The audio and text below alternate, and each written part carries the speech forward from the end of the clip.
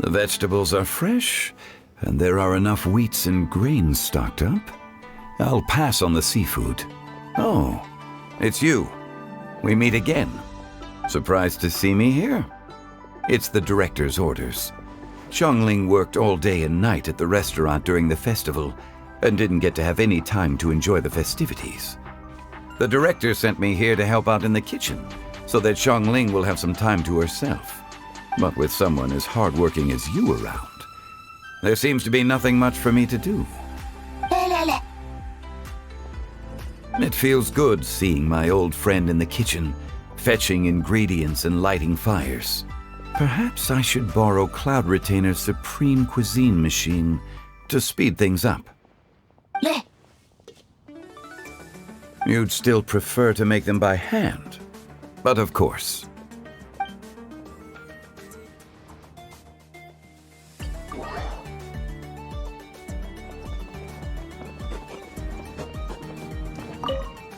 Xiao just came up here with some almond tofu, but I haven't finished everything Xiangling gave me yet. You should try some too. I'm not as experienced in tasting mortal food as you, and I couldn't tell the difference. There must be many different stories to tell of the hustle and bustle of the mortal world, too. You can tell me. I will listen.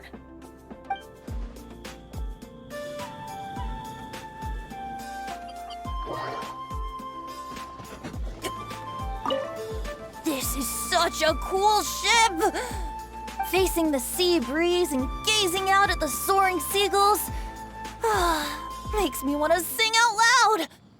Kazuha, how about I stay here and be the ship's resident bard? What are my prospects? With your level of artistic finesse, I'm sure nothing will go wrong. But I'm afraid the sailors aboard are not the most versed in the arts. They probably wouldn't understand the deeper meaning your poetry holds. You can't say that for sure. Poetry is spur-of-the-moment creations. Anyone viewing the same sights and experiencing the same atmosphere would surely understand.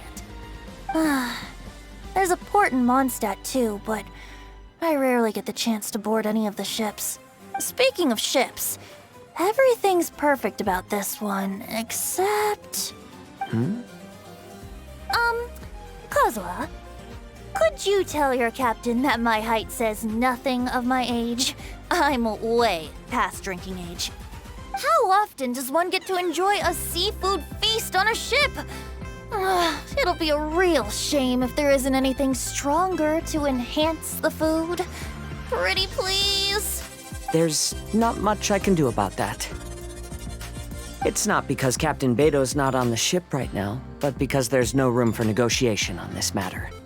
Even I have to sit in the no-drinking zone every time. But I don't get drunk after just a few sips. Trust me, I can hold my liquor really well.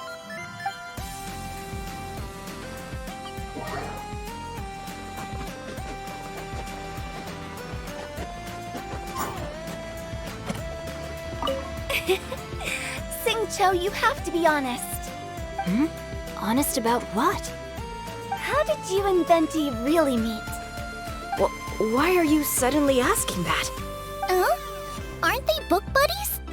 Yeah, we met a few times at a book convention. That's all. Oh, really? With that extraordinary demeanor and literary talent, he's definitely not just any bard. If he's someone that could hold his ground in a conversation with a consultant, he needs to at least be as talented as me. Perhaps you're overthinking this matter. Hu Tao, Xingqiu wouldn't lie to us. Okay. I'll tell you the truth. Huh? Xingqiu! I'm actually a fan of Venti's poetry. You all know that I love reading, and sometimes come across poetry from Mondstadt. Among those works, I admire the ones penned by Venti the most. Just as Hu Tao said, his artistry is the reflection of his personality, remarkable grace and exceptional literary talent. I guess Venti didn't tell you the whole truth back at the restaurant because he didn't want to embarrass me in front of everyone. He's such a considerate person. Yes, right. I can confirm that. When Xingqiu was busy with other things, he asked me to buy him poetry books in secret. I see. That didn't sound like too much of a big deal. You could have told us right away. Well, I'm telling you now, aren't I? Oh, so that's your story. Forget it. Let's drop this topic. It's not often that the four of us are all together. What should we do next? Hide and seek, hopscotch, or some shopping? Since there's 4 of us, why don't we borrow a mahjong set?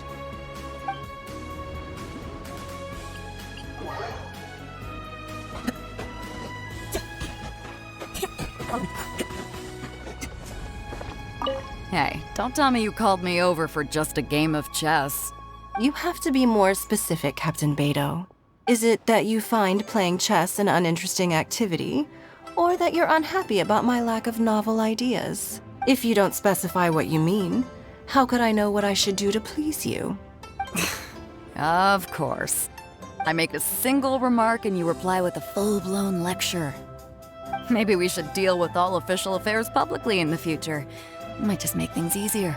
I'd be perfectly happy with that. I'm just worried that Captain Beidou's business might be negatively affected. Don't give me that. That woman from Yansheng Tea House sometimes comes aboard to ask for information. She requested the fleet to import some goods, but how could I not know who she's actually working for? Oh, you sure know a lot, Captain Beidou. How about I ask her to come over? Or maybe we go straight to her tea house. With one more person around, we'll be able to have some variety in our chess games. I hope that would be less of a bore to you. So, we're still gonna play chess after all.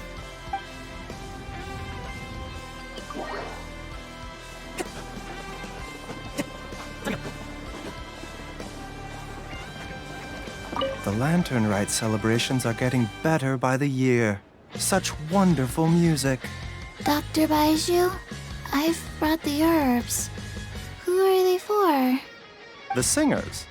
Performing at a music festival is very demanding. Using these herbs in good time will protect their voices from damage. Oh, that's why you were preparing them all night. I dared not neglect the Yuheng's request. Her messenger was quite insistent that it should take top priority. Let me double check again. This one is for...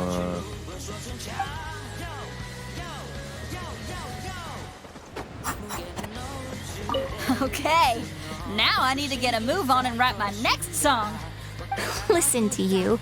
You only just fulfilled one lifetime dream. Are you really thinking about your next goal already? Don't try to tell me you ain't the same way. I bet you've already thought up a name for your next opera, haven't you? You know me too well, Xinyan. The Adeptus Seeking Voyage. How does that sound? Oh, man! Yeah, I can already picture it. I've also got just the finishing line for it. I'll close with, "And the celestial melody echoed through the clouds forevermore."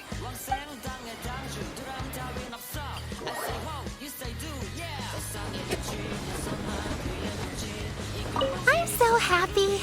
And all the grandmas and grandpas in Qingce Village had a great time too. You mean, what am I doing here? Well, just now, I did a performance for everyone. Although I can't play an instrument anywhere near as well as Master, I can still sing. Even Granny Roshin said I did a great job. She also gave me some candies. I'm so happy. And all Masters told me a lot of stories about the Adepti. There was Skybracer with the giant deer horns, and Seagazer who loved to collect treasure. Sometimes Master talks and talks for a long time, until her voice starts to sound sad. But then she always breaks into a smile again, and tells me all of the things each of them loved best about Liyue. I love everything about Liyue. Some of the Adepti are gone now, but it's okay, because I'm gonna help take care of everyone in their stead. I'm so happy. I'm happy that Mr. Dvorak found the fairy lady from his story. And I'm also happy that it turned out it was Master all along. Also, I helped out this time too, didn't I? So that means I was paying homage to my master? Also, Mr. Dvorak got one of his friends to bring me a toy from Fontaine. I like it a lot. At first, I didn't know whether I was supposed to accept it or not, but then Master said it was okay, so I did. I'm so happy. See you. Make sure you take good care of Paimon.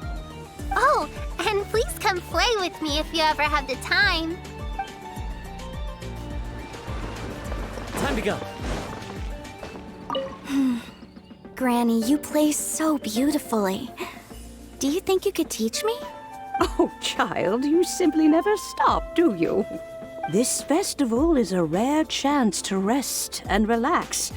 But here you are pestering me to teach you this, that, and the other. Don't worry, Granny. I'm a fast learner. And anyway, the sooner I start learning, the sooner we'll be able to perform a duet together. A musical duo is only as good as its weakest link. So you gotta teach me all your secrets, okay?